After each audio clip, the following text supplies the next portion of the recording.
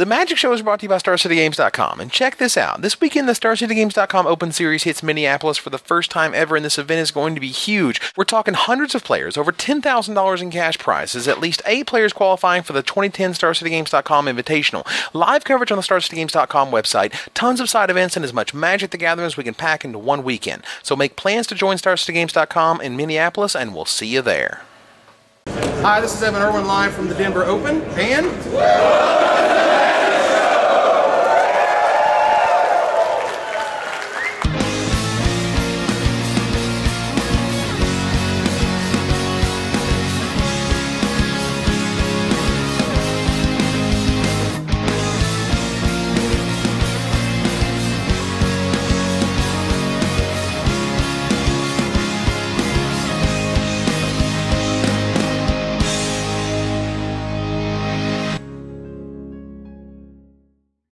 Hello everybody and welcome to another edition of The Magic Show. This week we're going to be looking at some footage from the Star City Games Denver Open, new developments in Standard, and go over the sickness that is Elspeth versus Tezzeret. Let's go!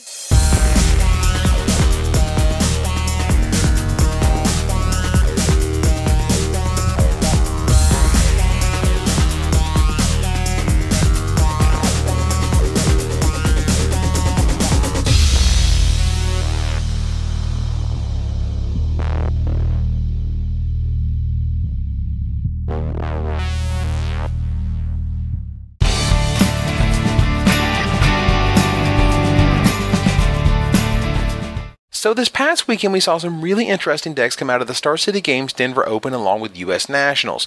Let's begin with the biggie, Soul Sisters, courtesy of former StarCityGames.com writer Kyle Sanchez and perfected by deck building guru Conley Woods. My soul sisters, let me hear your flow, sisters. Hey, sister, go, sister, soul. Now, this deck is crazy exciting. I love this deck, and I don't know about you, but have you seen a Johnny's Pride made in here? It's been dubbed the White Tarmogoyf in this deck, and for good reason. With a Soul's Attendant or a Soul Warden in play, he's a 3/3 for 2 mana. Play another creature, he's a 4/4, or maybe even a 5/5. In my playtesting, I've seen plenty of players forced to chump block with the impressive Primeval Titan because, well, a Johnny's Pride mate is just much, much bigger. It's not unheard of to have a 10-10 or a 12-12 smashed into the red zone in just a few turns of you and your opponent playing creatures. This is one of those awesome decks that will live in Standard for a very short time due to the upcoming rotation of M10 from the format, so take advantage of it. I feel like this is a deck that is easily defeated by a few Doomblades or Wrath of Gods, but it's also a deck that can really sneak up on your local metagame as you gain more and more life and Serra Ascendants grow out of control. The key to this deck is that you have to have a way to break stalemates, which is where Brave the Elements comes in. This card is obviously amazing in response to a Pyroclasm-esque effect, but I believe it is primarily used for an Alpha Strike. Get that a Johnny's Pride mate to absurd levels, give him protection from your opponent's team, and bash. One of the questions I always had was, why isn't Felidar Sovereign in here? Well, I have a classic comic panel that I think tells the story. You see, when no one was looking, Felidar Sovereign needed 40 life. He needed 40 life to win the game. That's as many as 4 10s. And that's terrible. Essentially, you'd be surprised by how easy it is to get to 30 life, but how 40 life is sometimes just out of reach. That said, this deck is brilliant and a ton of fun to play. Speaking of brilliant decks, have you seen Chris Higashi's 4-color Control? Now, this is some exciting stuff. We're talking 4x Adraxis Spectre in a time when an Obstinate Baloth is not only a card, but an often played one at that. We'll also see another favorite of mine, Seagate Oracle, getting some more love. This card hasn't seen serious play since the Patrick Chapin brainchild of Next Level Bant, and I'm really glad to see it on the top tournament tables. Another amazing card in this deck is Deny Reality. Often this card is given really strange looks, but when you think about how this deck works, it's brilliant. Essentially, this card goes in the Bituminous Blast slot, and when you're facing down a Primeval Titan or Baneslayer Angel, Bituminous Blast isn't going to get it done. Instead, Deny Reality not only gets rid of your problem creature for the turn, it also gives you a free spell, sometimes leading to the sick Cascade flip of Bloodbraid Elf into Maelstrom Pulse for maximum wreckage. And hey, if you have to use the Maelstrom Pulse on their monster instead of ultimately bouncing it, the Deny Reality did even more than you wanted it to. Instead of just answering for one turn, it is dead from here on out. Also, thanks to Lotus Cobra and a fetch land, you can power out a Deny Reality on turn 3, leading to serious swings in tempo depending on what your Cascade provides you. Certainly a card not to be underestimated. Lastly, you can't not talk about Nicol Bolas Planeswalker in this deck. The most powerful Planeswalker by far, this guy is often difficult to cast, but that's where our friend Lotus Cobra comes in. Either you power it out early thanks to a Cobra and some fetch lands, or you bust it out on turn 8 when they've tapped out for a random monster like Primeval Titan. Why, sure, I'll take your best monster and have a land/Planeswalker eating machine on my side of the board that gains 3 loyalty a whack. Easily one of the best surprises in Standard, and no one sees it coming. If you wanted to try something awesome and fun in Standard, I think this deck and Soul Sisters are awesome places to start. But how about that Elspeth versus Tezzeret? Oh man, do we have one sick dual deck on our hands here. Now, it's not enough that a foil Elspeth is currently $50. Now you get a foil Elspeth and a foil Tezzeret and the amazing card spoiled with new artwork just this week. You ready? Let's check them out.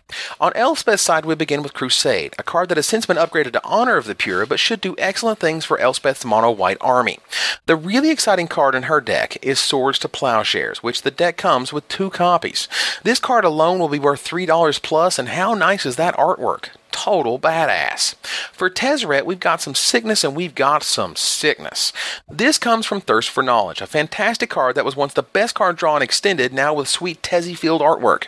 Next, and far more exciting, is the new Mishra's Factory artwork. Just look at it. Oh man, so fantastic. Now, the original Mishra's Factory had 4 pieces of artwork, all of them amazing, and the favorite of which has to be Winter, which is just gorgeous. That said, Mishra's Factory is now in the new frame and looks fantastic. This will be a $5 plus card right out of the gate, and in addition to the new artworks, are sure to keep pushing the value of this set.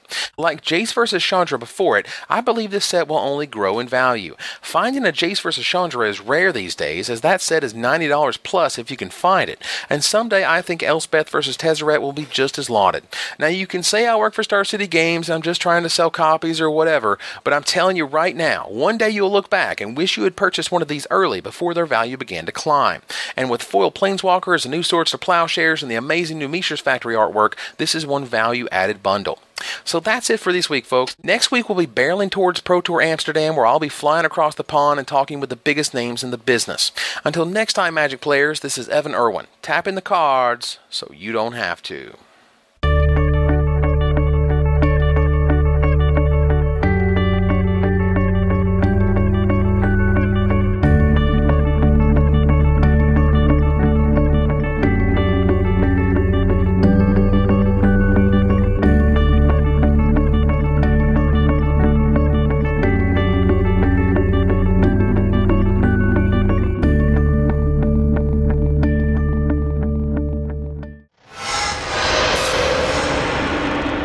Like the fatties.